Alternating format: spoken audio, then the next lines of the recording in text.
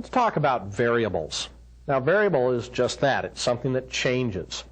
But it changes because it's a value that's stored in a computer's memory, and we can change memory locations. So basically, you change and retrieve the value that's stored in this variable. A variable is something you're going to assign a name to and then give it a value. Now, what you put into that variable depends on what its data type is. There are many different data types in Visual Basic. A data type is kind of like, remember the game where you had to put the round peg into the square hole and wouldn't go very well, would it? Really, the round peg went into the round hole. That's kind of the concept of a data type, where a Boolean data type only holds one of two values, a true or a false. You couldn't put a string variable into a Boolean data type. There's also a byte type, which basically just holds a range of numbers from 0 to 255. There's also a date type. Now, this allows you to store dates. And when they're in this specific date type, you can actually do date arithmetic on them.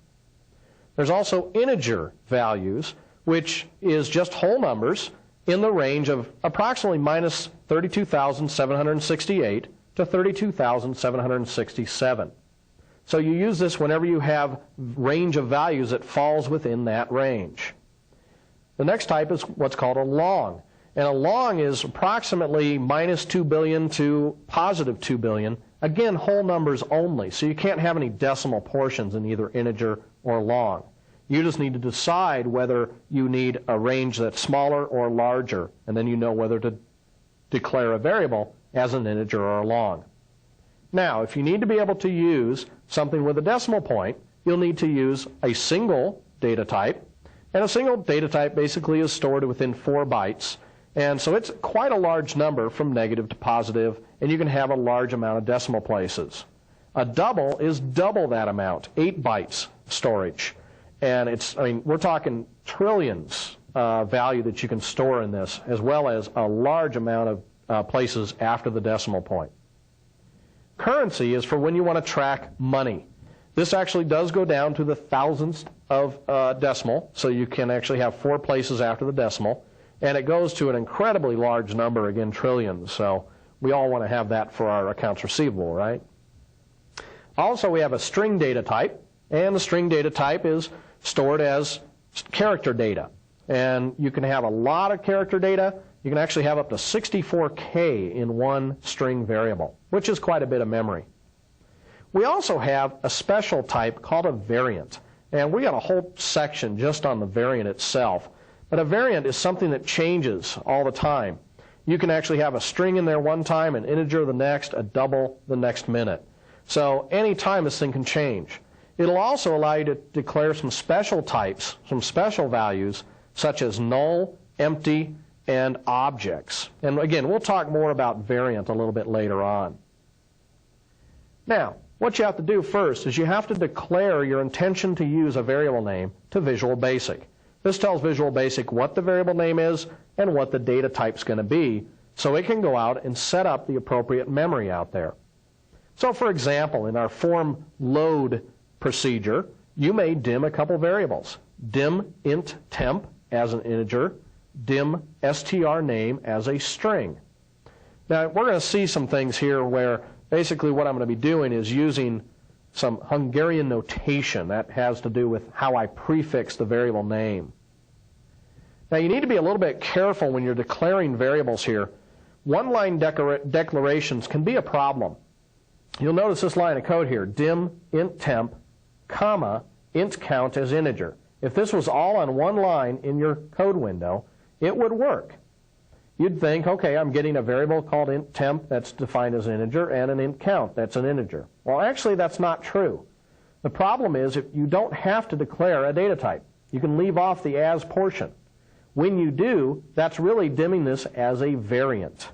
And a variant is a very large data structure, and so it takes a lot more memory. So really, you should do it dim int temp as integer, comma, int count as integer, or better yet, put them both on separate lines.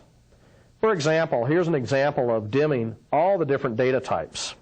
Now what I'm going to do is I'm going to jump over to Visual Basic because I actually have this written out here in this variable assignment. if you bring up the sample project for this particular chapter that we're on, it's called variables.vbp, and the location is listed in your keynotes, you'll see this example. It's in a BAS module. And what I've done is I've dimmed bool OK as Boolean. I've dimmed byte value as byte. I've dimmed dt begin as date and dt time as date. The reason why is because I can store either a date or a time into this particular date data type. I can dim int loop as integer, lng id as a long, sng quantity as single, double amount as double, currency price, and string name. Now you can see what I've done here, hopefully. Bool stands for Boolean. byt stands for byte. dt for date. Int for integer. lng for long. sng for single. dbl for double. cur for currency. And str for string. Whew. Basically, this just helps me identify what the data type is that's in this variable. And it's kind of nice, and I would really recommend that you adopt this type of standard. Now, you can't actually assign values on the same line that you declare a variable. So after you've declared all your variables, you can then start assigning values to them, which is what I've done down here. First off, I've got bool OK equal to true. True is a key word in Visual Basic. We saw that earlier with the enabled property. Also, I've assigned a 1 to byte value. Now, you remember a byte can only go to 255. So if I were to attempt to put 256 in, I would get some sort of error message from Visual Basic when I try to run this particular sample. Now, a date, you actually put these delimiters on the end. And the delimiter is a pound sign. A pound sign. So that tells Visual Basic to create a date data type out of this. You can also do the same thing with time values. Remember, I declared dt time as a date. Well, that means I can put a time into it. Also, I've got int loop equals 10, and long ID equals 100,000. Remember, I could not put 100,000 into the int loop because it only goes up to 32,767.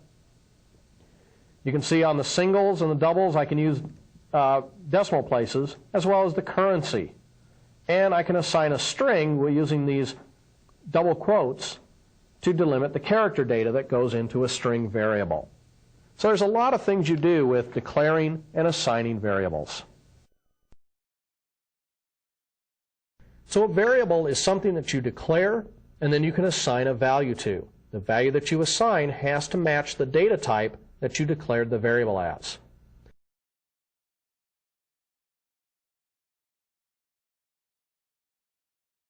Now let's talk a little bit about the scope of a variable, where you can see the variable and use the variable, and the lifetime, how long this thing stays around in memory. The scope of a variable basically refers to where something can be seen in an application, where a variable can be used in an application.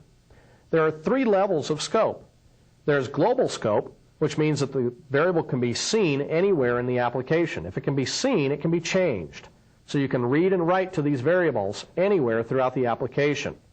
To declare this type of variable, it has to be done with the keywords global or public. You can use either one. Public is kind of the new word, and that's the one that you should use. Global is kind of older. I mention it here just in case you inherit a program from somebody and they use that. These global variables have to be declared within a BAS module. What is a module? A module is basically a standard form, class, or a standard module itself. And you can have a module level scoped variable. A module level variable is one that can be seen by any procedure within a form, a module, or a class. However, another form could not modify any other form's module level variables because it's a different file. Local scope are variables that are declared only within a procedure or a function, like in an event procedure, for example. They can only be read and written to within that local procedure. Nothing outside of that procedure can see or use these particular variables. Like I said, a module is a single file containing routines. Variables are declared outside of any of those routines, then any of the routines can use that variable. And the three types, as I mentioned, is BAS, class, and form. Now, when you're dimming your variables, people get kind of lazy sometimes, unfortunately, and they just want to make things global so they can get to them anywhere. Well, that's actually the wrong way to go about it. You want to keep the scope of the variables as limited as possible. Keep them local if possible. This keeps your data isolated, which means less chance of another routine overwriting a value that you forgot it was using that. So, like I said, globally scoped variables can only be created in a BAS module, but let's try to avoid global variables whenever possible. Well, let's take a look at an example of using global, module level, and locally scoped variables, as well as one other type that we haven't seen yet. I've put together a sample for you, so pull that up and let's look at it together. The name of this file is called variables.vbp, and this will be located on your sample disk. So once you find that, you can go ahead and load it up into Visual Basic 6. It'll have a lot of forms in it, and we're going to go through these forms throughout this chapter. Well, let's take a look at the example here. We'll double-click on the form to bring this up. And I've got several different versions: local, module variable, global variable, override, and static. Let's run this example first so you can see what it looks like. When you run this sample, it actually gives you a kind of a menu bar, if you will, of command buttons that show you all the different samples that we can run. We'll start out over here on the left-hand side, and we'll run this one called variables.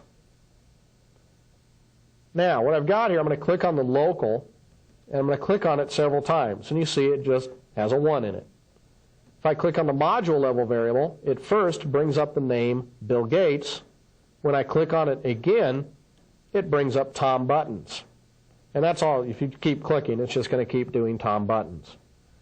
If I hit global variable here, it's going to start out with a 0, and then go to a 1, and then a 2, and then a 3, etc., etc. Well, let's take a look at these three examples first off. Close this, and we'll stop the program. When I clicked on the local button, remember it started at 1 and it just kept at 1. The reason why is inside of this event procedure here, every time I clicked on this command button, I would dim a variable called int_count as integer. Now, that dim says for Visual Basic to set up an area of memory and have it hold an integer data type. Now, when you actually dim this, it initializes the integer data type to a default value of 0. So every data type has a default value. Any numeric will be 0. So if I then say int_count equals int_count plus 1, and then assign that back into the int_count variable, I've taken a 0, added 1 to it, and I put a 1 back into here. Now, we do this int_count, and we take it and we assign it to the caption property of the label. Now, the labels I made are actually right next to this guy. So this is label local, this is command local. Command module, label module. So all I've done here is I've dimmed a variable, I've incremented it by 1, I take that value and I put it into the caption. Now what happens? We hit this end sub. Well, when that happens, Visual Basic will release this memory space. It says, well, this was a locally scoped variable. I will now release it because nothing else can use it, so it needs to be wiped out of memory. So every time I click on this, it has to reset up another area of memory, increment that area of memory by 1, take that value, put it into the label, and then kill the memory. Click on it again, it does the same thing over and over again. This is how locally scoped variables work. The next thing that we had was the module variable. The module variable, if you remember, it started out with a value of Bill Gates. Well, you'll notice that when I click on this module variable, I actually come in and I see lblmodule.caption is equal to mStringName. But you don't see mStringName declared anywhere in here. Now remember I said there's this notation that I use, str for string. Well, what is the m? Well, the m is pretty much what you think. It is the module level. So up here at the very top of our object list, you'll find general. This is called the general declarations area of this particular module. In this case, it's a form. Well, what I'm doing is I'm declaring the variable up here. Now, this is outside. I'm going to turn on the procedure view here. This is outside of any routine. Since it's outside of any routine, this mString name can be seen by any routine down in here. Throughout this whole form, you could use mString name anywhere within any one of these particular items. So I dimmed mString name. Where did I assign the default value? It was actually in the form load. Down here at the bottom, you'll find form load. mString name is equal to Bill Gates. So the first time we come in, the form loads, it assigns this value to Bill Gates. Then I click on the command module click event here, and what happens? I take the name and I give it to the label module, but then I change the value to Tom Buttons. So this changes, it holds on to that value, so the next time I click on this, it grabs Tom Buttons and puts it into that label caption. So this is a way for you to affect a variable in different locations within the same form. But another form would not be able to look at the mString name. So M stands for module level, and then str stands for string. The next example we had was the global var. This variable is actually, again, same type of code where I've got g_int count, G for global, int count, and I'm just taking this value that was defined somewhere else, and I assign it to that caption. Then I increment the count variable. So where did this happen? Well, to do that, let's look over here at the project window. Because besides forms that I have in here, I also have some modules. So there's another folder here that says modules. These were inserted from the project menu. If we go over to the project menu real quick, up here, you'll find a project menu, add module. And so when you add this module, it actually adds a BAS module to your project. And if we come back over here to the project window, okay, this is what it adds. It adds these guys, these type of forms. And I've created a couple already.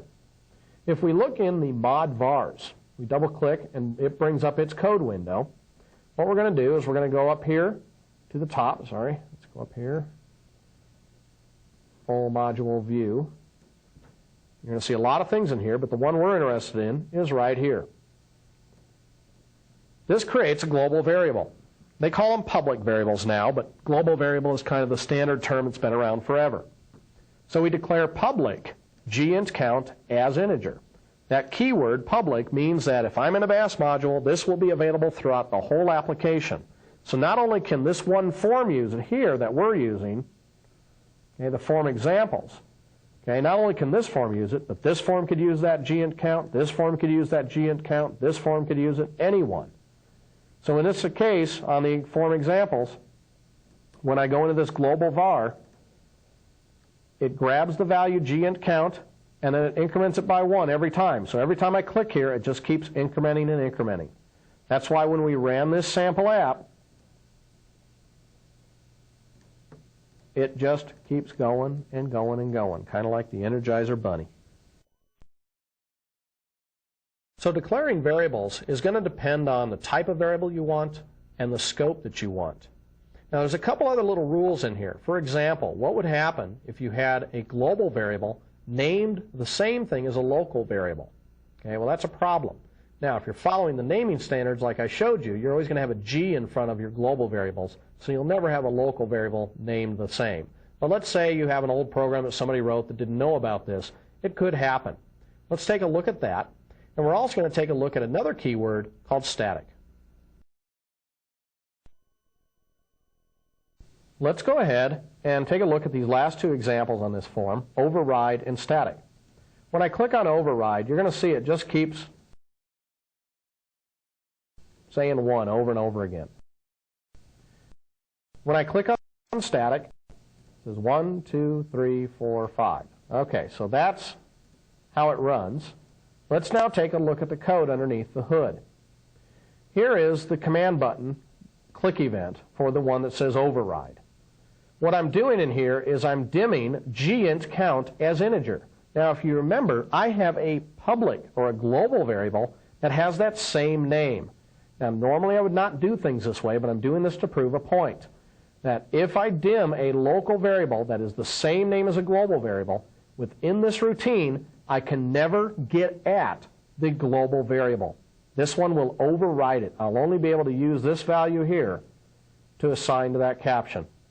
So every time through, I just set this equal to 1. That's why as I clicked on that over and over again, all I got was a 1 back, because it dims the variable, sets it to a value, and then assigns it to the caption. And then it kills the variable.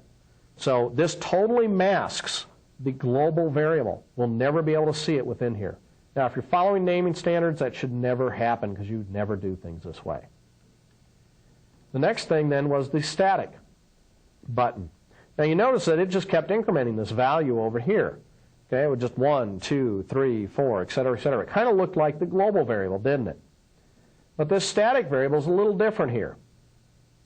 Okay, the static variable, I use a keyword static, int times clicked as integer. Now the keyword static says I've got a local scope because it can only be seen within this procedure because this is where it's declared. However, the lifetime is for the whole life of the application. So now we talk a little bit about lifetime as well. Obviously, a static variable will stay around as long as the application is running, or actually as long as this form is running. A global variable will also stay around as long as the application is running. Remember, local variables usually just go out of scope. But this is kind of a special case. By using the keyword static, I can now increment this int times click by 1, and then take that value and put it into the caption of that label. And then every time through, it just keeps that value. What happens is Visual Basic notices it keeps in a separate area the static keyword, and it says this is a variable that has to be created right when the form is loaded and then never created again. So this thing will stay around the whole life of the application.